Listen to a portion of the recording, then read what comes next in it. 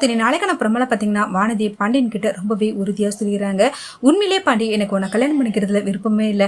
நான் பண்ண பெரிய தப்பே, நான் உன்னை காதலிச்சுதான். நான் பண்ணது பெரிய தப்பு. ஓம் நடிகை நான் வேற ஒரு பையனை கல்யாணம் பண்ணிட்டு கண்டிப்பா இந்த திருவிழா நடந்துதான் போறேன்னு சொல்லிட்டு ரொம்பவே கோவமா பேசுறாங்க. இதை பார்த்துட்டு பாண்டி, இந்த ஒரு சின்ன விஷயத்துக்காலமா நீ வேற கல்யாணம் பண்ணலாம்னு யோசிப்ப?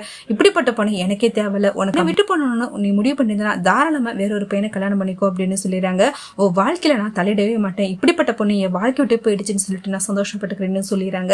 இதை கேட்டு வானதி ரொம்பவே டென்ஷன் ஆகி வீட்டுல போய் நீங்க என்ன பண்ணீங்களோ எது பண்ணு தெரியாது, இப்பவே எனக்கு ஒரு பையனை பத்தி எனக்கு கல்யாணம் பண்ணி வைக்கணும் அப்படின்னு சொல்லிட்டு ரொம்பவே வீட்லயும் கோவமா சொல்லிடுறாங்க. வானதியோட அண்ணா இதை ஒரு காரணமா வச்சுக்கிட்டு இந்த சமயத்துல இவளுக்கு எப்படி வேற ஒரு கல்யாணத்தை நம்ம ஆசைப்பட்ட மாதிரி பண்ணி வச்சலன்னு சொல்லிட்டு அவங்க ஃப்ரெண்டு கிட்ட நீ கல்யாணம் பண்ணிக்கிறியான்னு சொல்லிட்டு கேக்குறாங்க. அவங்க ஃப்ரெண்டும் அதுக்கு சம்மதம் சொல்லிடுறாங்க.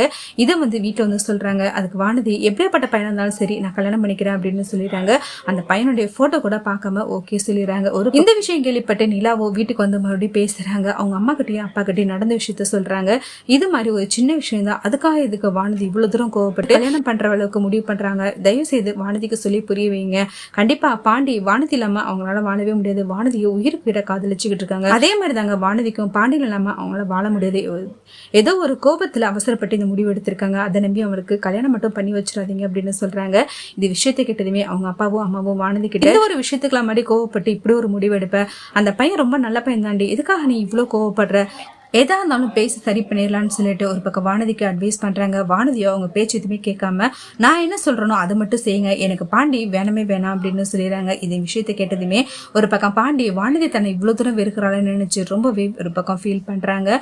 பாண்டி வானதியை மீட் பண்ணி பேசுறதுக்காக ரொம்பவே முயற்சி பண்றாங்க. ஆனா வானதியோ பாண்டியை பார்த்ததுமே ரொம்பவே கோவமா பாண்டி பக்கம் திரும்பி கூட பார்க்காம போயிடறாங்க. வக்கீல் நிலாவுக்கும் சோழனுக்கும் கால் பண்ணி நாளைக்கு நீங்க கோர்ட்டுக்கு வரணும், உங்களுடைய கேஸ் வருது அப்படின்னு சொல்றாங்க. இந்த விஷயத்தை கேட்டதுமே சோழன் பயங்கரமா ஷாக் ஆகிறாங்க. ஒரு பக்கம் கிட்ட உண்மையிலேங்க நாளைக்கு கோர்ட்ல நீங்க சொல்லிடுவீங்களா என் கூட தான் சேர்ந்து வாழ போறீங்கன்னு, டிவோர்ஸ் வேணாம்னு சொல்லிடுவீங்களா அப்படின்னு சொல்லிட்டு கேக்குறாங்க. ஆனா நிலாவோ எதுவுமே சொல்லாம அமைதியா இருக்கிறாங்க. ஒரு பக்கம் சோழன் மனசுக்குள்ள ரொம்பவே பயந்தும் போறாங்க. அடுத்த நாள் ரெண்டு பேருமே கோர்ட்டுக்கு போறாங்க. நிலாவும் சோழனும் கோர்ட்டுக்கு போறாங்க. அப்ப ஜட்ஜி ரெண்டு பேர்கிட்டயுமே கேள்வி கேட்கிறாங்க. நிலாவும் பிரியறதுக்கான காரணத்தை சொல்றாங்க. ஒரு பக்கம் சோழன் என்ன ஆசைப்படுறாங்களோ அதே மாதிரி நடக்கட்டும் அப்படிங்கிற மாதிரி சொல்லிடுறாங்க. அடுத்து ரெண்டு பேருக்குமே டிவோர்ஸ் வழங்க போறாங்க. அதுக்கு முன்னாடி ஜட்ஜி முடிவு சொல்றதுக்கு முன்னாடியே நிலா நிறுத்துங்க, தயவு நிறுத்துங்க, நான் பெரிய தப்பு பண்ணிட்டேன். நான் சோழனை விட்டு பிரியல, சோழனை உயிர்க்கிற காதலிக்கிறேன், சோழனை மறந்துட்டு என்னால வாழ முடியாது, எனக்கு இந்த டிவோர்ஸ் வேணான்னு கோர்ட்ல எல்லாரும் முன்னாடியுமே சொல்லிடுறாங்க. இதை கேட்டு சோழன் பயங்கரமா ஷாக் ஆகி ரொம்பவே சந்தோஷப்படுறாங்க. சோழன் வேகமா உடையாது நிலா ஹக் பண்ணி ஃபீல் பண்ணி அழுகுறாங்க. நிலாவும் சோழனை ஹக் பண்ணி அழுகுறாங்க.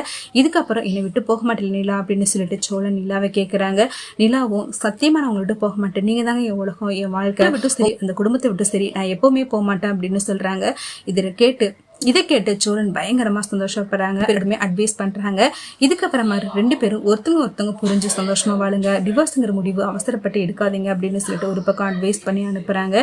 ரெண்டு பேருமே வீட்டுக்கு நடந்த விஷயத்த சொல்றாங்க. வீட்டுல எல்லார்ட்டையும் சொல்றாங்க, நான் சோழனை விட்டு பிரியக்கூடாதுன்னு எப்பவோ முடிவு பண்ணிட்டேன், இருந்தாலும் மனசுல ஒரு ஒருத்தல் இருந்துகிட்டு இருந்தது, ஒருவேளை என்னால இவர் வாழ்க்கை அழிஞ்சிருமோன்னு நினைச்சு பயந்துகிட்டு இருந்தேன். ஆனா என்னைக்கு இவரே என்னை காதலிக்க ஆரம்பிச்சிட்டாரோ அப்பவே நானே நினைக்க ஆரம்பிச்சுட்டேன், என் மனசுலயும் சோழன் தான் இருக்கானு, அதனால சோழனை விட்டு பிரியறது எனக்கு எந்த விருப்பமும் இல்லை அப்படின்னு சொல்றாங்க.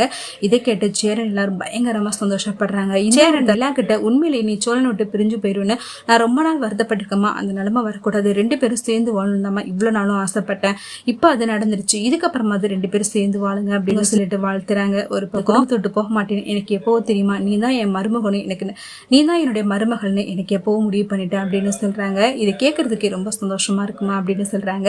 அடுத்த நடேசன் பாண்டியன் கிட்ட அந்த பொண்ணு உன்னை விட்டுட்டு போச்சுன்னு நினைச்சு வருத்தப்படாதடா, போய் தொலைது விட்டு தொலை, வேற ஒரு பொண்ணை உனக்கு பிடிச்ச மாதிரி கல்யாணம் பண்ணிக்கோ, அதுதான் உன்னுடைய வாழ்க்கைக்கு நல்லது அப்படின்னு சொல்றாங்க. ஆனா பாண்டியனும் அதை நினைச்சு வருத்தப்படுறத பார்த்துட்டு நிலா வானதி கிட்ட போயிட்டு பேசி புரிய வைக்கிறாங்க. அடுத்து வானதி இவ்வளவு பெரிய தப்பு பண்ணிட்டேன்னு சொல்லிட்டு பாண்டியனை தேடி பேசுறதுக்கு வராங்க.